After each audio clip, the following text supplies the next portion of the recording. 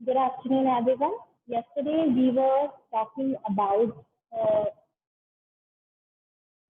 how do new laws come about. Okay, our chapter understanding laws, which is a very uh, important function of the parliament, understanding laws. हमने कल पढ़ा how do laws come about, laws बनते कैसे हैं. हमने एक story पढ़ी, हमने एक कन्वर्सेशन पढ़ा डोमेस्टिक वायलेंस से रिलेटेड. ठीक है, लोग क्या कर रहे थे, लोग प्रॉब्लम फेस कर रहे थे, और लोग जब प्रॉब्लम फेस कर रहे थे तो लोगों ने क्या क्या सोचा कि हमें इसका सोल्यूशन चाहिए. दे बहुत मीटिंग की, ठीक है, पब्लिक हेल्डिंग की, पार्लियामेंट तक गए, बिल्स बना. राइट, उसके बाद बहुत सालों के बाद क्या हुआ, फाइनली लॉ बन गया. ठीक है, but there are some laws which is very unpopular and controversial. मतलब लॉ होता है वो, बट वो बहुत ज्यादा पॉपुलर नहीं होता, वो बहुत कॉन्ट्रोवर्शियल होता है. मतलब कि वो हमें सही भी लगता है और गलत भी लगता है. ठीक है, कुछ लोगों को वो सही लगता है, कुछ लोगों को वो गलत लगता है. तो कुछ लॉज ऐसे भी होते हैं. तो आज हम इसी के बारे में पढ़ने वाले हैं, unpopular and controversial laws. Sometimes Parliament passes laws that turn out to be very unpopular. कभी कभी क्या होता है, पार्लियामेंट कुछ ऐसे लॉज निकाल देती है, पास कर देती है जो बहुत अनपॉपुलर होते हैं. ठीक है, वो वैलिड होते हैं, लीगल होते हैं, बट अनपॉपुलर होते हैं, अनएक्सेप्टेबल होते हैं, सोसाइटी से मतलब एक्सेप्ट नहीं करती है, but is very unpopular for the society. Valid होते हैं वो लॉज. ठीक है, ऐसा क्यों होता है? Why the situation creates the laws are valid and legal but not acceptable to the people? Why? Because people feel that the intention behind it is unfair and harmful. लोगों को लगता है जो इंटेंशन है, जो ये लॉ निकालने का इंटेंशन है, लॉ निकालने का उनका जो इंटेंशन होगा वो क्या होगा, अनफेयर होगा या हार्मफुल होगा. ठीक है, इसलिए लोग क्या करते हैं, पीपल क्रिटिसाइज दिस लॉ. ऐसे लॉज को क्या करते हैं, लोग क्रिटिसाइज करते हैं. अब क्रिटिसाइज क्या होता है? क्रिटिसाइज का अगर हम सिंपल मीनिंग समझें तो इसका मतलब होता है टू फाइंड फॉल्ट विद और डिसअप्रूव ऑफ अ पर्सन और थिंग. हम किसी के अंदर फॉल्ट निकाल रहे हैं या फिर डिसअप्रूव कर रहे हैं किसी पर्सन को. ठीक है, इसको हम क्या बोलते हैं, क्रिटिसाइज बोलते हैं. बट इस चैप्टर में क्रिटिसाइज का मतलब क्या है? It refers to citizen finding fault with the functioning of government. ऐसे सिटीजन जो गवर्नमेंट के वर्किंग में क्या करते हैं, फंक्शनिंग में क्या निकालते हैं, फॉल्ट निकालते हैं, उसको इस चैप्टर में क्रिटिसाइज बोला गया. People criticise this law. Okay, now hold public meetings. क्या करते हैं लोग पब्लिक मीटिंग्स होल्ड करते हैं. होल्ड पब्लिक मीटिंग्स मतलब पब्लिकली लोग मिलते हैं. ठीक है, इसके बारे में डिस्कस करते हैं. ठीक है, right in newspapers, right about it in newspapers. अगर कोई लॉ जो अनएक्सेप्टेबल है, उनको लगता है अनफेयर है, तो इसके बारे में न्यूज़पेपर्स में लिखते हैं, जिससे कि वो बहुत सारे लोगों तक पहुंच सके, लोग उससे समझ सके कि हाँ क्या सच में ये लॉ हमारे लिए हार्मफुल है, अनफेयर है. तो इसके बारे में क्या करते हैं, लोग न्यूज़पेपर्स में लिखते हैं. Report to TV channels. आप सबको पता है मीडिया जो है बहुत ही इम्पोर्टेंट वे ऑफ कम्युनिकेशन है आज की डेट में. और अगर कोई लॉ लोगों को लगता है कि अनफेयर है, हार्मफुल है, तो लोग क्या करते हैं, टीवी चैनल के थ्रू इसे लोगों तक पहुंचाने की, दूसरे लोगों तक पहुंचाने की कोशिश करते हैं. अब देखो, लोगों तक पहुंचाएंगे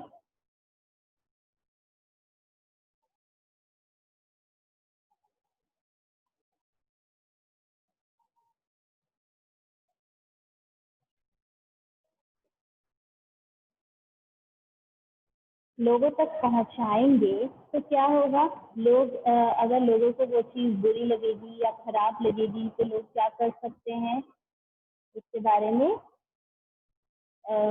बोलेंगे, आवाज उठाएंगे. और आप सबको पता है हमारी जो कंट्री है वो डेमोक्रेटिक कंट्री है और सिटीजन से स्टेप्स लेते हैं, तो उसके लिए क्या है, सिटीजन ही स्टेप्स ले सकते हैं, वही अपने रिप्रेजेंटेटिव को चूज करते हैं, तो इससे बहुत इफेक्ट पड़ता है हमारे पार्लियामेंट में। दस ये सारी चीजें, ये तरीके हैं लोग किसी भी लॉ को क्रिटिसाइज करते हैं उसकी, ठीक है।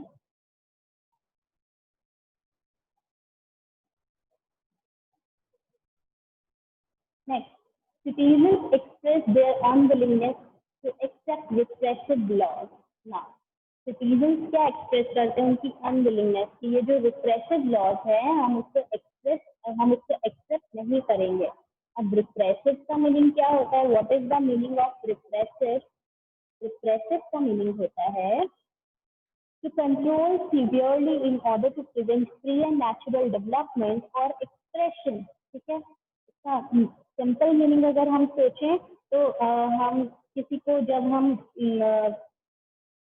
कंट्रोल करते हैं कि वो नेचुरल डेवलप अपने आप को एक्सप्रेस करे, ठीक है, और तो उसका हम रिप्रेसिव बोलते हैं। बट इस चैप्टर के अकॉर्डिंग रिप्रेसिव का मीनिंग क्या है?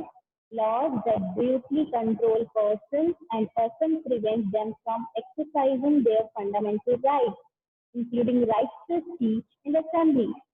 According to this chapter, repressive means, in context of this chapter, repressive means ऐसे laws जो लोगों को क्या करते हैं, कंट्रोल करते हैं और उनको अपनी फंडामेंटल राइट्स को, जैसे कि right to speech, right to assembly, आपके फंडामेंटल राइट्स हैं, 6 फंडामेंटल राइट्स है, इसके अंदर और भी बहुत सारे फंडामेंटल राइट्स आते हैं आपके, तो उनको कंट्रोल करते हैं, लोगों को अपने फंडामेंटल राइट्स क्या है यूज करने नहीं देते हैं, प्रिवेंट करते हैं, उनको रोकते हैं ऐसे लॉज, उसको क्या बोलते हैं, रिप्रेसिव लॉज बोलते हैं।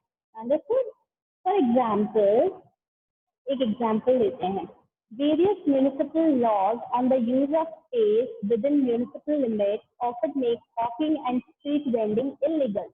No one will dispute the necessity for some rules to keep the public space open so that people can walk on the pavement easily. Now, बहुत से ऐसे म्यूनिसिपल लॉज होते हैं, आपने सब सुना होगा, एमसीडी सुना है, म्यूनिसिपल कॉर्पोरेशन ऑफ दिल्ली, या फिर हर एक स्टेट, हर एक डिस्ट्रिक्ट का, हर एक टाउन का क्या होता है, म्यूनिसिपल कॉर्पोरेशन होता है, ठीक है। तो बहुत से म्यूनिसिपल लॉज है, उसमें जो आपके स्ट्रीट में जो स्पेस होती है ना, वहाँ पे हॉकिंग मतलब जो आप बोल सकते हो एक ठेला लगाना, ठीक है, या फिर स्ट्रीट वेंडिंग मतलब स्ट्रीट में खड़े होके कुछ बेचना, जैसे आप देखते हो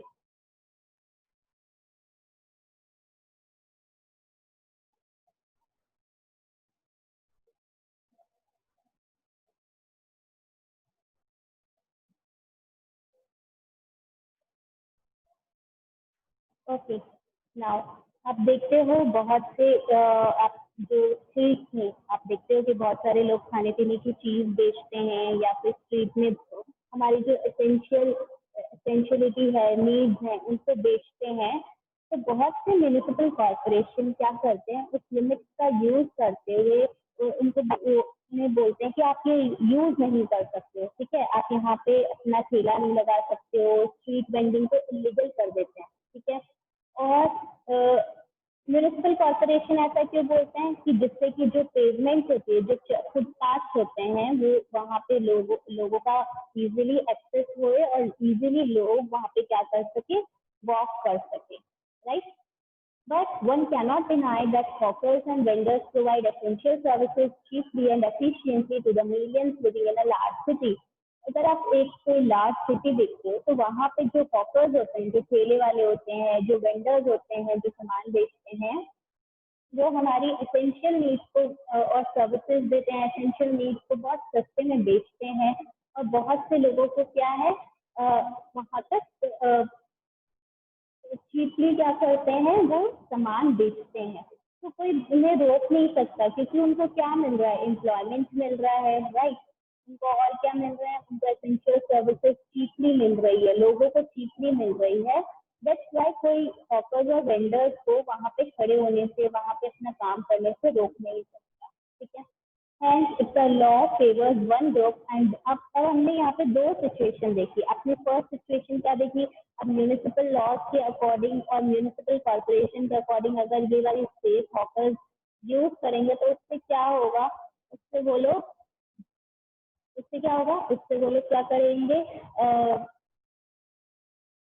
जो फुटपाथ है, पेवमेंट है, वहां पे लोग एक्सेस नहीं कर सकते हैं फ्रीली, ठीक है, वहाँ पे वॉक नहीं कर पाएंगे, राइट, वहाँ पे कचरा हो जाएगा, बहुत सारी चीजें ऐसी हो जाएगी।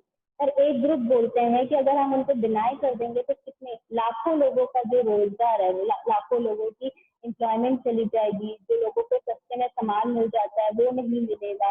तो हम ये कॉन्ट्रोवर्शियल है ना, अगर हम एक छोटे जो हॉकर है उसके अकॉर्डिंग अगर सोचे तो वो तो बहुत ही ये हुआ, ठीक है, उसके पास कोई जगह नहीं है बेचने के लिए या फिर बिजनेस करने के लिए, तो वो क्या करेगा, ऐसे हॉकिंग ही करेगा, ठीक है।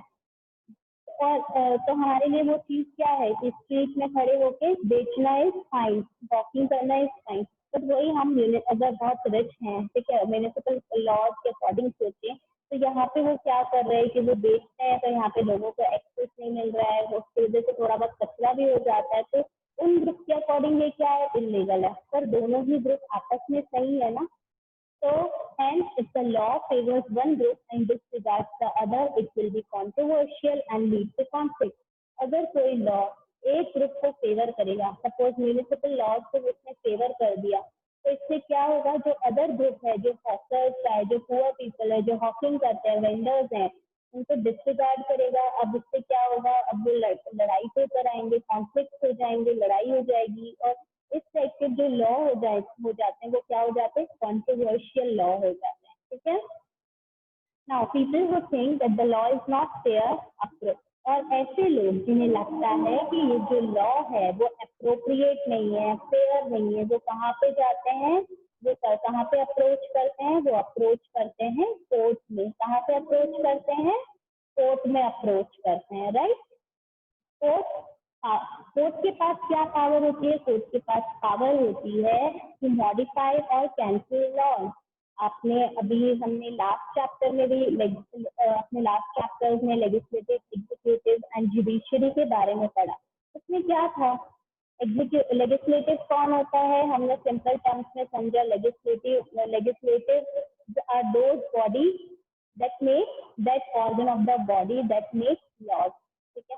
एग्जीक्यूटिव कौन होते हैं, that organ of the body that helps in implementing the law, ठीक है। ऐसा एग्जीक्यूटिव कौन होते हैं, ऐसी बॉडी, ऐसी ऑर्गन ऑफ द गवर्नमेंट जो हमारे लॉज को इम्प्लीमेंट करने में हेल्प करवाते हैं। एंड जुडिशरी, अगर लॉज, अगर कोई फॉलो नहीं करता है लॉ, या फिर जो लॉ सही नहीं है, तो उसको क्या करता है, वेरीफाई करता है, मॉडिफाई भी करता है, कैंसिल भी कर सकता है। कौन कर सकता है, जुडिशरी। जुडिशरी और कोर्ट किसका पार्ट है, जुडिशरी का पार्ट है, ठीक है। तो कोर्ट के पास अप्रोच कर सकता है, और कोर्ट के पास ये पावर होती है कि वो क्या कर सकता है, वो मॉडिफाई कर सकता है या फिर कैंसिल कर सकता है लॉज को, right. Now, this is all about unpopular and controversial laws. अभी आपने क्लास 7 में एक रोजा पार्क की स्टोरी पढ़ी होगी, ठीक है। क्या यूएसए में क्या हुआ था, रोजा पार्क कौन थी, एक अफ्रीकन अमेरिकन वुमेन थी, ठीक है। वो बहुत ज्यादा टायर्ड थी अपने वर्क से, तो क्या हुआ, यूएसए में एक सिस्टम ऐसा था, in USA there is a system that if a white person wished to sit in the bus, the black had to either sit at the back seat or get up from their seat. एक system था कि अगर white person को अगर बैठना है, front seat में बैठना है या कहीं पर भी बैठना है, तो ब्लैक अगर वहां पे बैठे हैं तो उनको उठना पड़ता था या फिर पीछे जाके बैठना पड़ता था, ठीक है। ये सिस्टम था। तो रोजा पार्क एक अफ्रीकन अमेरिकन वुमेन थी, ठीक है। वो बहुत ज्यादा टायर्ड थी, अपने काम से अपने घर जा रही थी, तो उसने क्या किया, एक व्हाइट को सीट देने से मना कर दिया। और उसने ये कब किया था, 1 दिसंबर 1955 को किया था, राइट। देखो शी इज रोजा पार्क, और ये ये जो आपके पिक्चर दिख रही है स्क्रीन में नीचे बस की, जिसमें रोजा पार्क आगे बैठी है और एक व्हाइट मैन कहाँ है, पीछे बैठा है। तो ये दिखा रहा है कि व्हाइट को लगता था कि अफ्रीकन अमेरिकन अगर हमसे आगे बैठेंगे तो उनकी जो सो कॉल्ड इज्जत जो है वो क्या हो जाएगी, नीचे हो जाएगी। तो इसलिए अब क्या हुआ था, रोजा पार्क ने क्या किया, उनको रिफ्यूज कर दिया 1 सितंबर 1955 को कि मैं नहीं हटूंगी इस सीट से। और refusal started a huge agitation. उसके रिफ्यूजल से क्या हुआ था, बहुत बड़ा एजिटेशन होने लग गया था। एजिटेशन मतलब कि कि सब अपनी आवाज उठाने लग गए थे, ठीक है।